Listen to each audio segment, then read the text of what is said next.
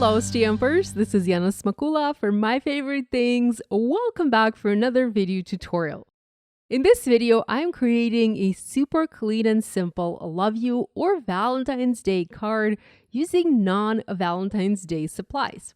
In fact, I'm creating with a fall themed stamp set. I wanted to show you how you can stretch your supplies and adapt them to various holidays or various seasons.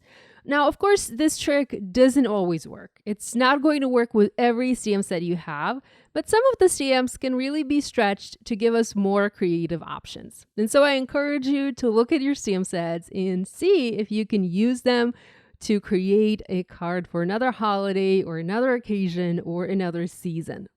Now, there is one sentiment in this stamp set in particular that really caught my eye. And this sentiment reads, "I love you so much, I'd share my acorns with you," and that's saying a lot. I felt it was such a cute and sweet little message. So I picked one of the squirrels to go along with this sentiment, and I have one squirrel holding a bunch of acorns, and I thought it would be fun to color those acorns pink, because why not? It's my card. If I want to have pink acorns, then absolutely can, and so can you. I started working on my card by using my Mini Misty stamping tool. I already have a panel of Neenah Celluloid 80-pound cardstock. This is cut to 4 1/4 by 5.5 inches. And I am stamping my sentiment and my little adorable squirrel using Memento Tuxedo Black ink, which is a Copic marker-friendly ink. I know I will be coloring these images using Copics, hence why I picked this type of ink for my stamping. Before I started working on my card, I test stamped a few of my ideas onto scrap paper. And I wanted to share those ideas with you in case you'd like to give them a try. I also wanted to share my thought process with you to explain how I arrived at this card design. So here is my first design idea. I selected several different images from this set. In fact, I have 3 different images. One image is stamped twice, and I have that sentiment in the center. Now, for this one, I did not like how the squirrel was facing the wrong way. The squirrels in the bottom, they have their tails facing each other, and I didn't like that. I wanted the squirrels to have their faces facing each other. I wanted to flip them. And so I thought about that, but if I had flipped those squirrels in the bottom, then the squirrel on the left at the top and the bottom would have been the same, and that would have looked a bit odd for this card design. So I thought about flipping the 2 top images, and I did try that, but again, that did not quite work because the top image where the squirrel is on the branch does not really go well. It does not really look well when you stamp it on the left hand side of the card.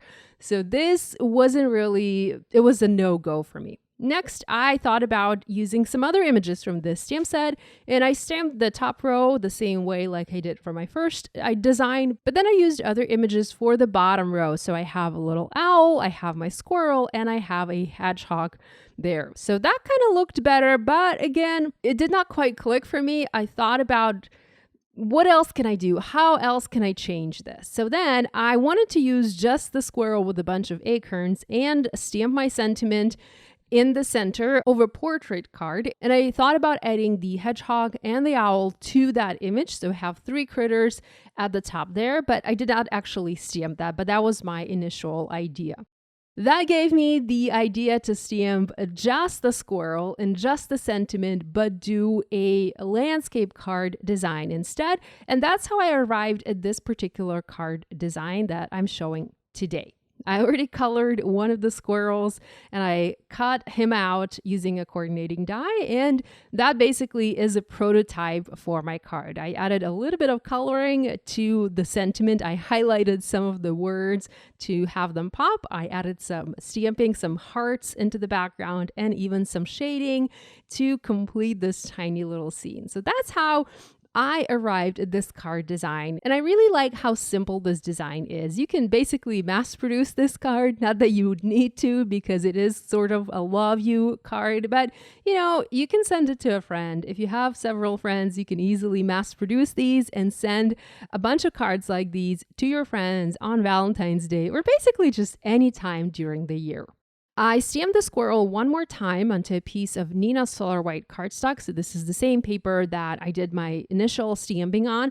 And what I want to do is I want to color this squirrel, cut him out, and foam mount him onto my card. So I will have the squirrel stamped onto my card, but then I will also have the colored image added on top. I'm using just a handful of markers here. So there is RV14, and this is my darkest pink, and I'm using that to add shading to the acorn caps. Next, I'm using the RV13, and this is going to be my medium pink. I'm extending the shadows on the caps of the acorns a little bit further, so I'm using that to blend. And then RV11, this is my lightest marker for the acorn caps, and I'm just using this to fill the rest of the space. Next, the body of the acorns are going to be colored using lighter markers. I am using the RV11 to lay down some basic shading. I'm not doing any special coloring here. This is just all super, super basic and super, super simple. And next, I'm using the RV10 and RV00 to color the acorns pink. If you don't want to do them pink, I mean, you can definitely color them brown, but I decided pink, because why not? Next, I used several brown markers to color my squirrel. And here I started with the E00, E000 to color the belly and the face. And next, I'm using C10 to color the nose. Coming in with the E33 to lay down the shadows for the head. And coloring the rest of the head using E31 marker. I'm also coming in with E37 to add some shading, and I'm using that to add the shading to the face and also to the tail. And then I'm repeating the same colors to add coloring to the tail of my squirrel. Now, to color the tail, I'm using flick style coloring where I apply flicks of color onto my paper. So I'm not blending the colors together. I'm applying flicks, and I do so in several colors using the same colors that I just used to color the face of the squirrel. If you're not sure how to color your little critters, you can go to the My Favorite Things website and check out the inspiration on the product pages. There are so many different great ideas from the My Favorite Things design team. You can find different coloring examples, different coloring styles, different color combinations. So there is a lot of inspiration to help you get started with your stamps. I kept on working on my image. I wanted to add some more shading and some more highlights, so I kept using my markers until I was happy with the result. Next, I used the coordinating die and I cut this cutie out. With everything done, I then trimmed my panel down slightly and I created a pink top folding card base. Now I actually have two panels here to show you the different options. So this one panel, I trimmed just a little bit off, so I have a very skinny pink border around it. And I also have another panel where I trimmed quite a lot more cardstock to show you the different looks and the different ideas, like the different designs that you can go with. Totally up to you which design you like.